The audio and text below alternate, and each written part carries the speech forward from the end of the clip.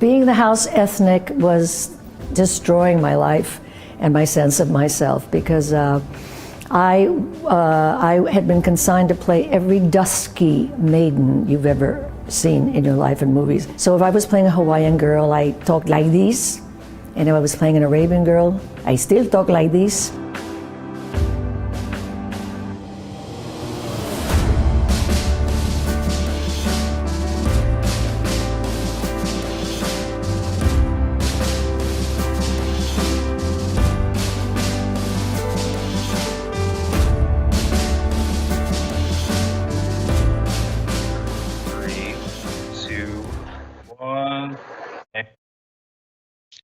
Good afternoon, and welcome to Washington Post Live. I'm Arelis Hernandez, a reporter with the Washington Post. Rosita Dolores Alberio. You know her as Rita Moreno. She is among the few to have won a Peabody, Oscar, Emmy, Tony, and Grammy. And she's now the subject of a new documentary premiering at Sundance this week titled Rita Moreno, Just a Girl Who Decided to Go For It. It is my pleasure to welcome Rita Moreno. Bienvenida. Thank you, gracias. My goodness, you should say your name slower because I'm telling you right now, the American ear doesn't hear Arelis. Say it. Come on. Say Arelis Hernandez. Thank you. You're welcome. So we're just going to go ahead and get started. And let's start at the beginning. Puerto Rico, your island. An old lady. Well, I'm taking you back because you took us back in the documentary as well as in your memoir. Puerto Rico looms large in your story. But how did leaving home, tu islita, shape what you understood about who you are? And why was the move to New York so difficult? The move to New York, the idea of it was wonderful. I was excited. My mom made it sound like it was an adventure, which indeed it was. Not exactly the kind I would have in mind. However, it was difficult in many, many respects. First of all, we arrived and it was freezing. And I had never known a cold weather like that in my life, a young life. And I remember being on the bus on the way to our digs in the Bronx, which was my aunt, my titi's apartment. And I said to my mother, there's no leaves on the trees. What happened? And she said the equivalent of, that's called winter, honey. And that was one of the first shocks. And I have to tell you, the cold was brutal.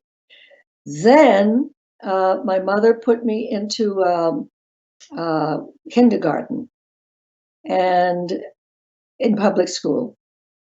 And the first day was really rough. I didn't speak a word of English, not a word.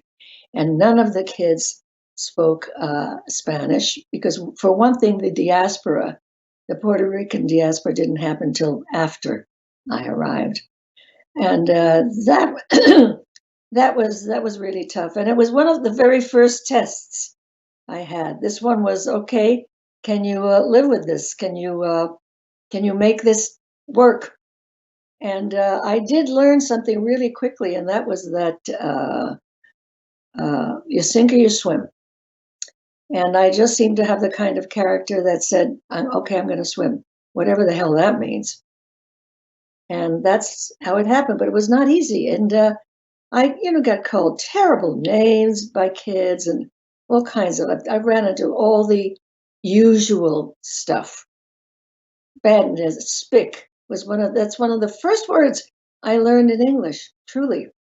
Spick. Now nobody even knows that word, which is kind of odd.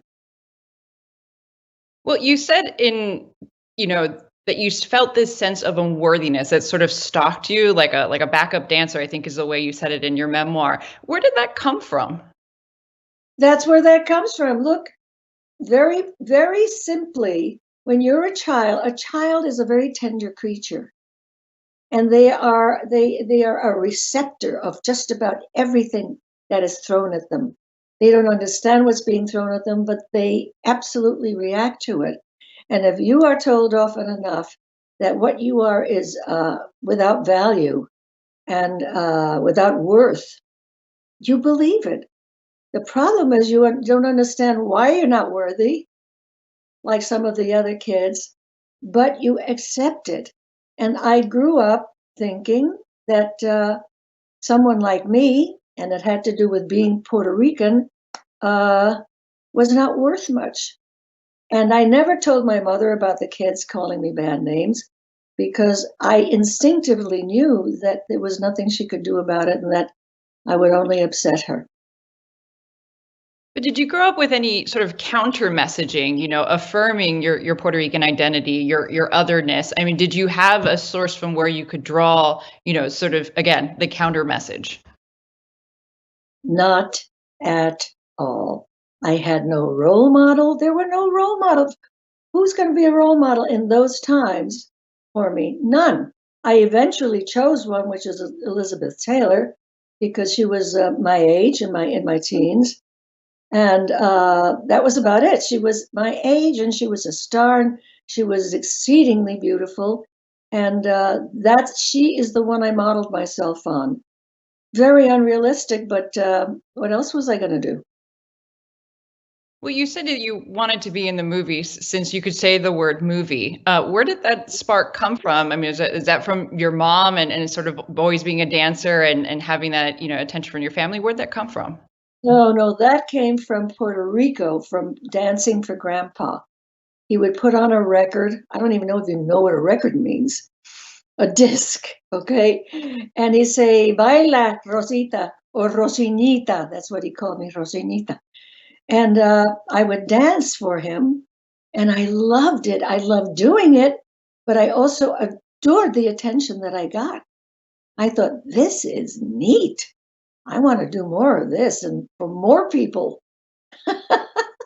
And, I also think that sometimes people are wired in certain ways because I've been asked so many times, well, is there anything else you could have done that you would have been interested in? It never occurred to me because that's what I wanted to do from the beginning, from dancing with for Grandpa. That just immediately sparked some kind of life in me that said, this is what you're going to do. At the time, it was dancing and, shaking my little booty to a salsa record. But eventually it turned into other things. I began to sing, and then I wanted to be an actress, and, everything followed quite naturally. But I never wanted to do anything else, ever, ever, ever. And if Was you're there? going to ask, huh? What? Oh no, go ahead. No, no, I was going to say, if you're going to ask me, what would you have done had you not done this? I probably would have been a very good psychotherapist or psychologist because what is acting but behavior? And I was one of those kids who was extremely instinctive, um, probably because I became so sensitive from being called such bad names. What? I had antennae all over me. But I think I would have been a very good psychotherapist. So let's move to you getting to Hollywood. Did you have any expectations for yourself and the kind of roles that you would like to play?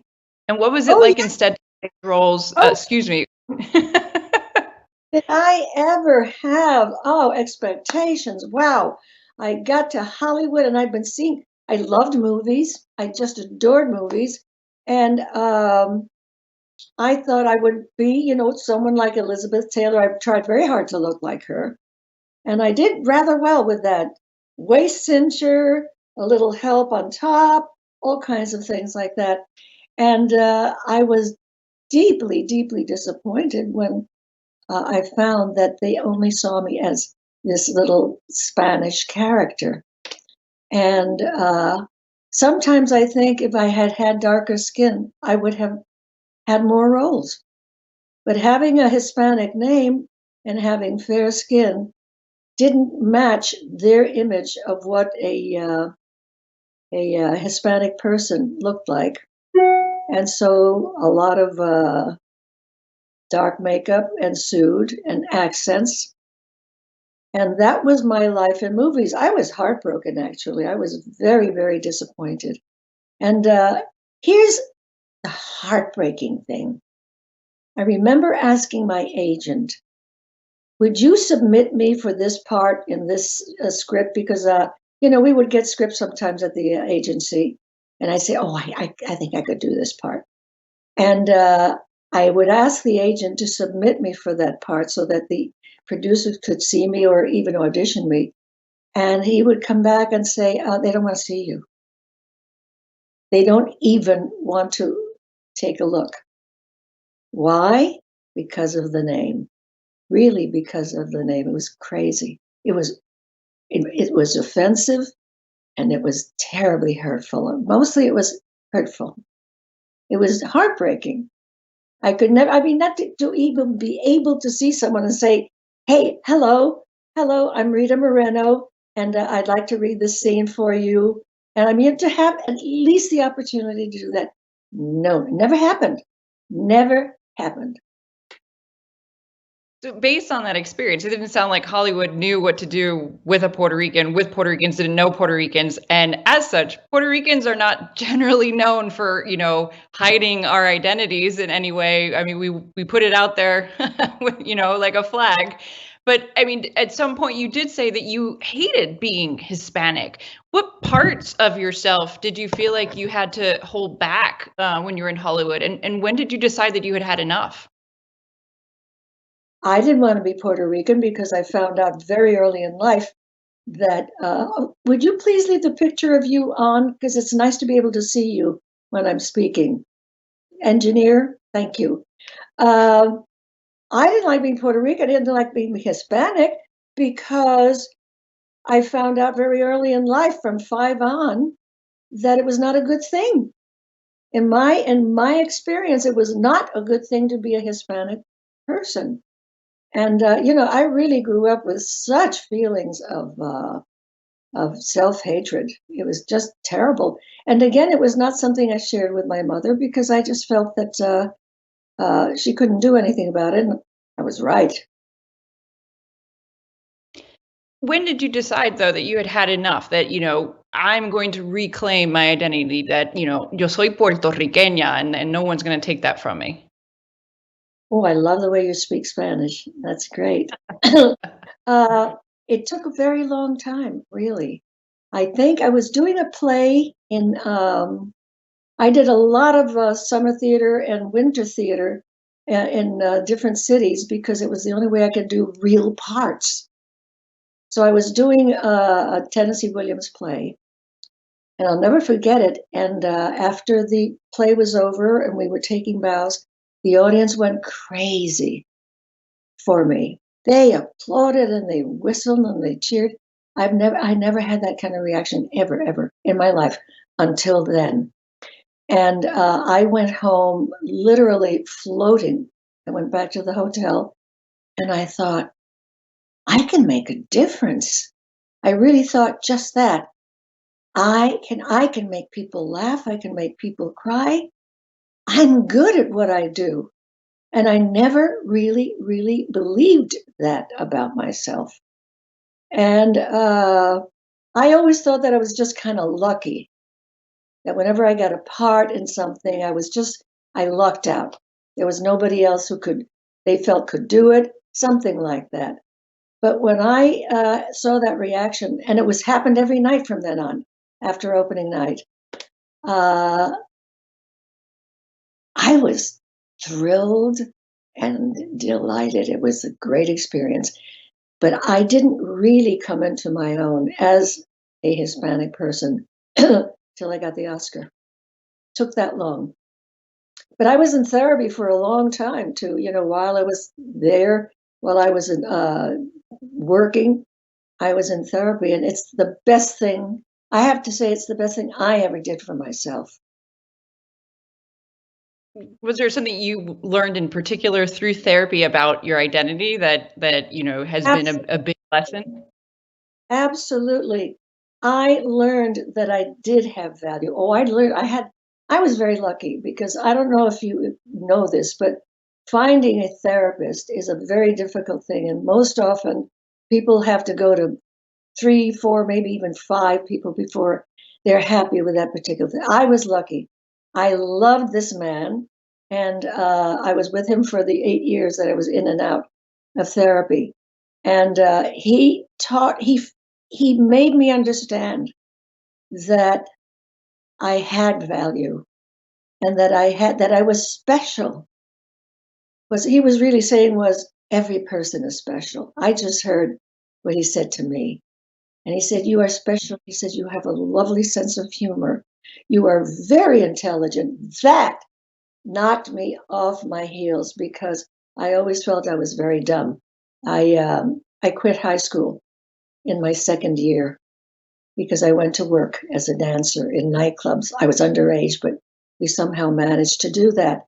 So it was he. It was he who really, really turned me around about myself.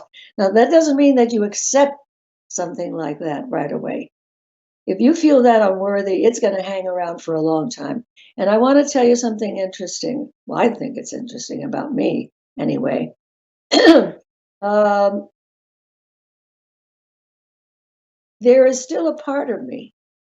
There is still a part of me at 89, for Pete's sake, that when something doesn't go right, sometimes something that's meaningful to me, there's this little creature, I call her little Rosita, who says to me, "I told you you couldn't do it. Ha, ha, ha, ha." And the measure to me of being an adult is being able to say to that little nasty little girl, "Go to your room." Well, Rita, in that process of coming into your own, you talked about in the documentary how Anita became a role model for you, right? Explain why. How did that happen? Anita is a character who has a sense of herself, and she thinks she's pretty hot stuff, which is wonderful. I never knew what it was to feel that way. And when I did West Side Story, I didn't feel that way. And she has a sense of dignity. She has a sense of identity.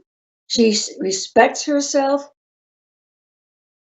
I never went through that until I started to go into therapy, but only started. I'll tell you how bad it was. In the scene in West Side Story where Anita gets pushed around, we used to call it the near rape scene, where the Jets are pulling up her skirt and calling her, spick and pig and Puerto Rican pig. After we rehearsed it for 2 days, I suddenly, in the middle of the scene when we were shooting, started to cry. And I ran to the candy store counter, and I sat on one of those stools and put my head on my arms, and I could not stop crying.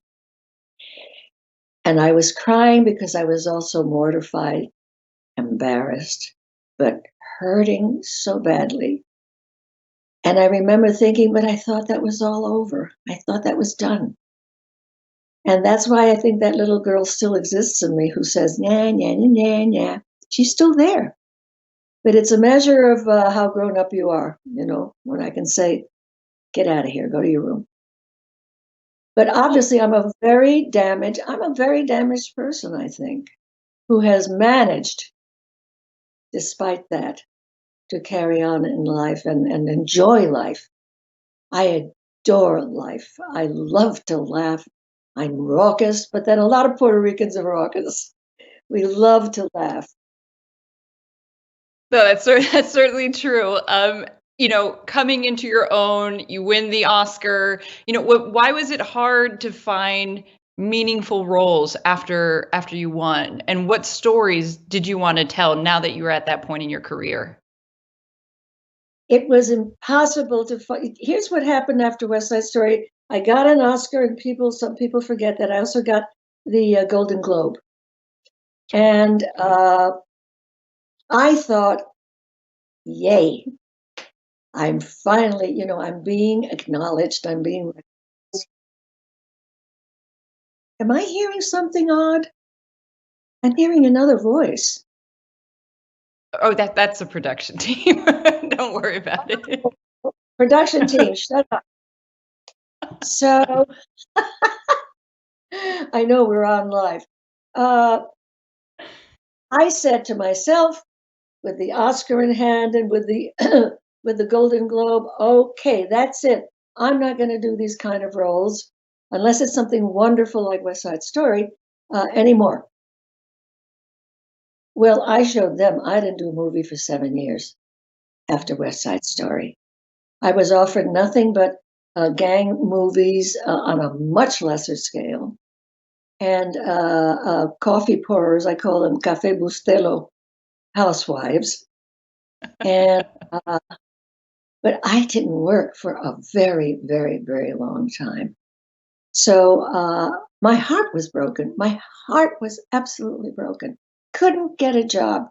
Not that I wasn't offered any, but they were all that. And I really had made a promise to myself that part of my life is over. And I showed them. It was heartbreaking. Well, it sounded like one of several heartbreaking moments in your career. In the I had, documentary, I was had a few.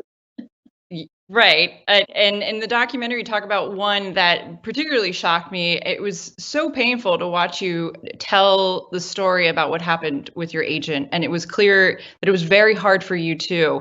Why did you decide to open up about that? I think that I wanted to talk about that because it's an experience that many, many, many women have shared. Now, you've deliberately not said what it was about. Is that on purpose? I wanted you to tell the story if you could. Oh, okay. No, I I thought you were giving me a message. No, I was raped. I didn't even know the name. I didn't know there was a name like that. Honestly, uh, my agent invited me to do something. It was something fun, like go to the circus with him. And I said, "Oh, great! I'd love that." And I went to his apartment. He said, "Meet me in the apartment." And I went to his apartment, and he offered me a drink, which of course I didn't want. And he sat next to me with a drink in his hand, and he put his hand on my cheek. I was looking pretty cute, by the way. And he put his hand on my cheek, and he said, "Such a pretty girl." And he mounted me, and he forced his way uh, into my body. And I was obviously a virgin. And this is the hard part. I was menstruating. I finally was able to push him away, but not before he did the job.